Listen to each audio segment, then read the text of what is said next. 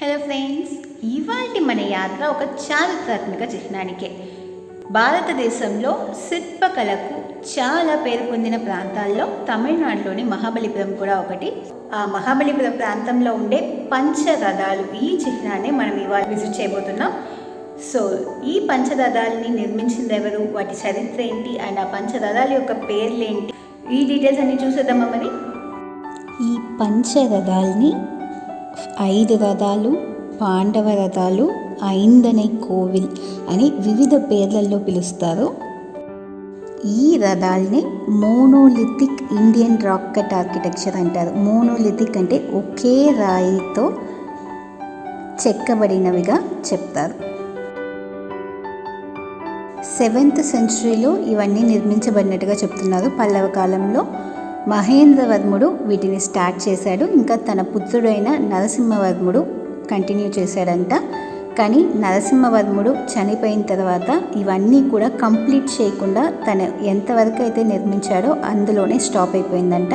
ఈ 5 రథాలు కూడా ఇప్పటి వరకు ఇంకా కంప్లీట్ అవ్వలేదనే చెప్తారు. అండ్ కింద భాగం, రథాల యొక్క కింద భాగం ఇంకా పైకప్పు భాగం చూస్తే ఇంకా చెక్కవలసిన పనులు చాలా పెండింగ్ ఉండిపోయాయి అన్నట్టుగా చెప్తున్నారు. పూర్తిగా నిర్మించబడకుండానే ఇవి ఇంత వైభవంగా ఈ శిల్పకళకు ఒక ఎగ్జాంపుల్స్లా నిలుస్తున్నాయి కదా. ఇంకా కంప్లీట్గా చెక్కబడి ఉంటే ఇంకా ఎంతో బ్రహ్మాండంగా ఉండేదనిపిస్తుంది. ఈ ప్రాంతం ఒక చారిత్రాత్మక చిహ్నంగా, ఇంకా చాలా టూరిస్టులు అందరూ కూడా వచ్చి విజిట్ చేసే ప్లేస్గా ఉంది. యునెస్కో వరల్డ్ హెరిటేజ్ సైట్గా ప్రకటించారు కూడా. ఈ 5 రథాలు కూడా నార్మల్ ఒక గుడి రథం ఎలా ఉంటుందో అలానే చెక్కబడినట్టుగా తెలుస్తుంది. అండ్ ఈ రథాల యొక్క పైకప్పు విమానం చూస్తే ఒక గుడిని పోలినట్టుగాను కనిపిస్తుంది. అండ్ ఈ రథాల యొక్క పేర్లు చూసినట్లయితే ధర్మరాజు రథం, భీమరథం, అర్జున రథం, నకుల సహదేవుల రథం, ద్రౌపది రథం అని 5 ఉన్నాయి. పంచ పాండవులకి ఈ రథాలకి పేరు రావడానికి ఏమాత్రం కూడా కనెక్షన్ లేదని చెప్తున్నారు. మహాభారతంని చూసి వాళ్ళ క్యారెక్టర్స్ గురించి ఇన్స్పైర్ అయ్యి పల్లవులు ఈ రథాలకి వాళ్ళ పేర్లను పెట్టుంటారని చెప్తున్నారు.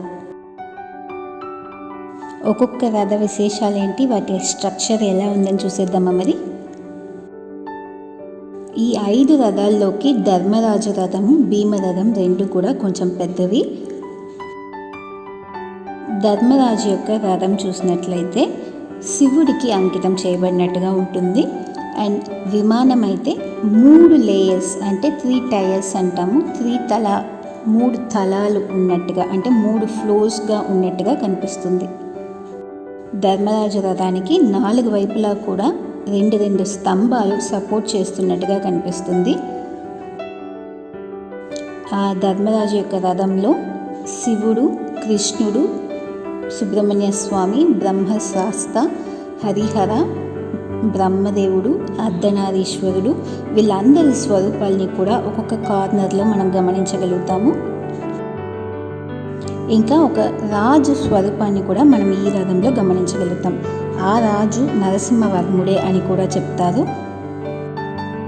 3 తలాలుగా ఉంటుందని చెప్పాను కదా. కింద ఉన్న తలంలో అయితే సింహాలు, యాడి ఇవన్నీ స్తంభాల్లో కనిపిస్తాయి.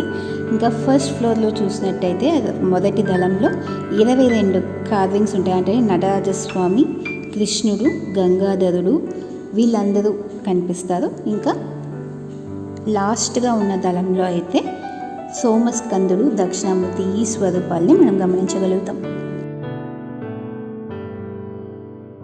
భీమరథం అయితే అన్ని రథాల కన్నా చాలా వెడల్పుగా, విశాలంగా కనిపిస్తుంది. భీమరథం యొక్క శిఖరం అవన్నీ కూడా బుద్ధాస్ కాలంలో ఉన్న ఆర్కిటెక్చర్ని రెసెంబుల్ చేసేలా ఉన్నాయి. ఇంకా భీమరథం విష్ణువుకి అంకితం చేయబడినట్టుగా తెలుస్తోంది.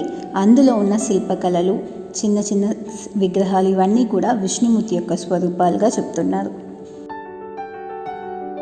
ఇంకా స్తంభాల్లో సింహాలు కనిపిస్తాయి. అర్జునుడి యొక్క రథం చూసినట్లయితే ద్వితల అంటే 2 తలాలు, 2 టైర్స్ ఉన్న ఆర్కిటెక్చర్ మనకు కనిపిస్తుంది.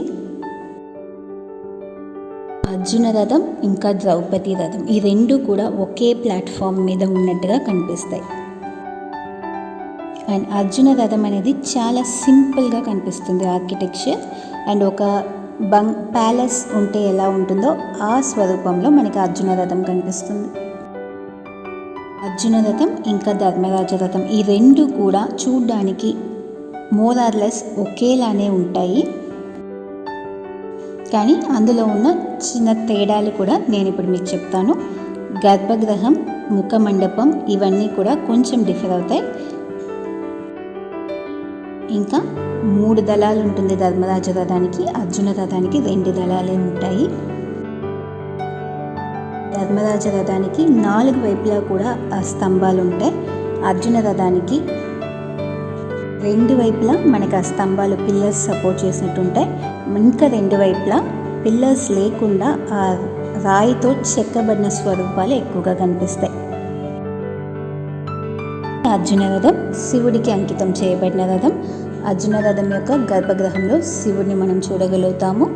ఇంకా అర్జున రథంకి పక్కనే ఒక పెద్ద నంది స్వరూపం కూడా ఉంది. నకుల సహదేవులు ఇద్దరి పేరున కలిపి ఒక రథానికి పెట్టారు. ఆ రథం ఇంద్రుడికి అంకితం చేయబడినది. ఈ 5 రథాల్లో ఆ ఒకే ఒక్క రథం మాత్రం సౌత్ సైడ్ని ఫేస్ చేసినట్టుగా ఉంటుంది.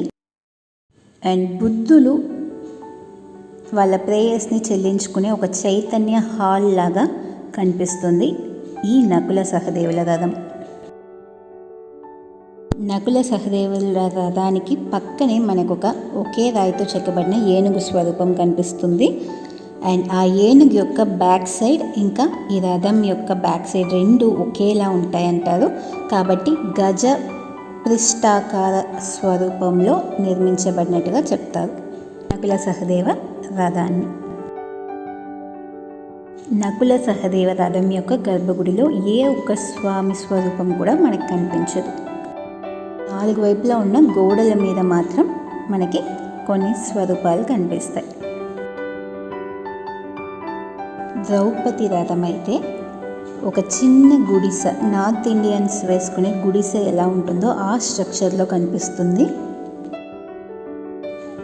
ఆ రథం అయితే దుర్గాదేవికి అంకితం చేయబడినది.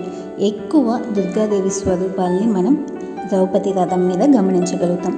దుర్గాదేవి తామర పువ్వు మీద నిలబడినట్టుగా కూడా స్వరూపాలు కనిపిస్తాయి. ద్రౌపది రథానికి నేరుగా ఒకే రాయితో చెక్కబడిన ఒక సింహం యొక్క స్ట్రక్చర్ కూడా ఉంది. మహాబలిపురంలో ఉన్న ఈ అన్ని చారిత్రాత్మక చిహ్నాల్ని చూడడానికి 40 రూపాయలు ఉంటే సరిపోతుంది. 40 రూపాయలకి ఒక టికెట్ మీరు తీసుకున్నారంటే అన్నిటినీ కూడా ఆ టికెట్ మీదే విజిట్ చేయొచ్చు. అండ్ ఒక్కొక్కటి కూడా ఒక 1 కిలోమీటర్ 1.5 కిలోమీటర్ డిస్టెన్స్లో ఉంటాయి. అదే మీరు టికెట్ని ఆన్లైన్లో QR కోడ్ స్కాన్ చేసి తీసుకున్నట్లయితే 35 రూపాయలకే 35 రూపీస్కే మనం వీటన్నిటిని కూడా విజిట్ చేయొచ్చు. అన్ని ప్రాంతాలని ఒకే టికెట్ మీద విజిట్ చేయాలి కాబట్టి ఒక కంప్లీట్ డే మీకు సరిపోతుంది. సో మార్నింగ్ మీరు ఇక్కడికి వచ్చేసారంటే ఒక్కొక్క ప్రాంతాన్ని విజిట్ చేసుకొని మీరు ట్రిప్ మొత్తం ఫినిష్ చేయడానికి ఈవినింగ్ అయిపోతుంది. అండ్ ఈ ప్రాంతం మొత్తం కూడా ఓపెన్ స్పేస్ కాబట్టి అయినంత వరకు ఆఫ్టర్నూన్ టైమ్స్లో బయట రోమ్ చేయకుండా ఎక్కడైనా రెస్ట్ తీసుకొని మార్నింగ్స్ ఇంకా ఈవినింగ్స్లో ఒక్కొక్క సైట్ని విజిట్ చేస్తే ఈజీగా ఉంటుంది. ఈ పంచరథాల్ని సందర్శించినప్పుడు తప్పకుండా ఇక్కడున్న నంది విగ్రహం, సింహం, ఏనుగు వీటిని కూడా గమనించండి. సింహం విగ్రహం అయితే ద్రౌపది రథం ముందు ఉంటుంది. ఏనుగు విగ్రహం అయితే అర్జునుడి రథంకి ముందు ఇంకా నకుల సహదేవ రథానికి పక్కనే కనిపిస్తుంది. ఇంకా నంది అర్జునుడి రథంకి పక్కన మనకు కనిపిస్తుంది.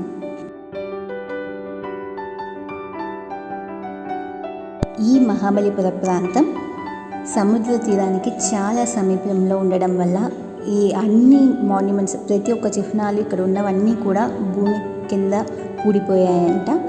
ఒక్కొక్కరు దాని గురించి ఈ సునామీ అటువంటి పెద్ద అలలు వచ్చినప్పుడు లైట్గా వాటి గురించి హింట్స్ తెలుసుకొని ఈ పంచరథాలు కూడా అలా పూడుకున్నప్పుడు బ్రిటిష్ వాళ్ళే దీన్ని మళ్ళీ బయటికి తవ్వి తీసి ఉంచారు అని చెప్తారు.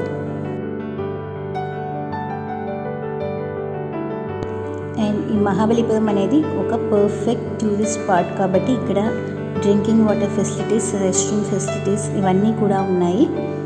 స్టే చేయడానికి హోటల్స్ కానీ రెస్టారెంట్స్ కూడా అవైలబుల్లోనే ఉన్నాయి. అండ్ సముద్ర తీరానికి పక్కనే ఉంది కాబట్టి ఈ చారిత్రాత్మక చిహ్నాలన్నింటినీ విజిట్ చేసిన తర్వాత పక్కనే బీచ్ ఉంది కాబట్టి అక్కడికి వెళ్ళి రిలాక్స్ అవ్వచ్చు. డిసెంబర్ టు జనవరి ఈ టైంలో మీరు ఈ మహాబలిపురం ప్రాంతాన్ని విజిట్ చేసినట్లయితే చాలా క్రౌడ్గా ఉంటుంది. సో మీరు ప్లాన్ చేసుకునేటప్పుడు పబ్లిక్ హాలిడేస్ ఇంకా స్కూల్ హాలిడేస్ ఇవన్నీ లేనట్టుగా ప్లాన్ చేసుకుంటే ఈ ప్లేస్ ఇంత క్రౌడెడ్గా ఉండదు.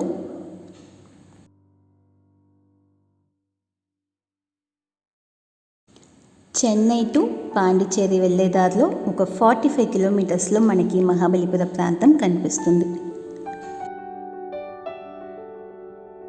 ఇది వరకు మీరు ఎన్నోసార్లు మహాబలిపురం వెళ్ళుండొచ్చు, లేదా ఇక మీదట వెళ్ళాలని ప్లాన్ చేసుకున్న వారైనా కావచ్చు, లేదా వెళ్ళి చూడలేకుండా వీడియోలో చూస్తున్న వారైనా కావచ్చు.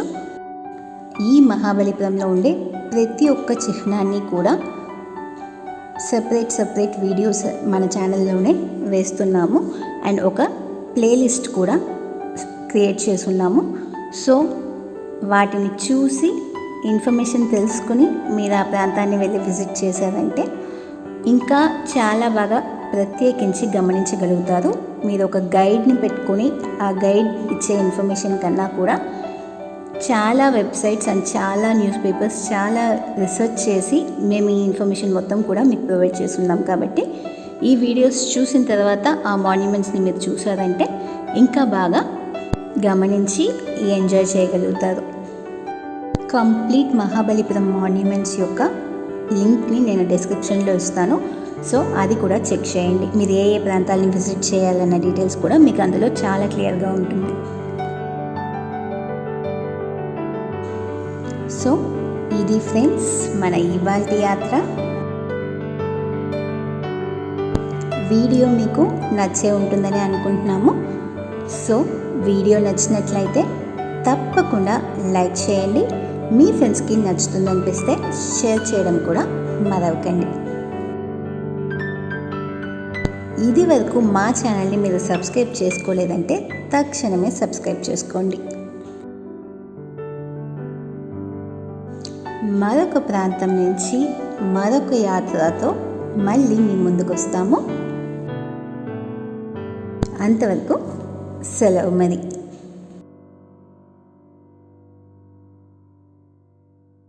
Stay tuned to our channel and don't forget to subscribe.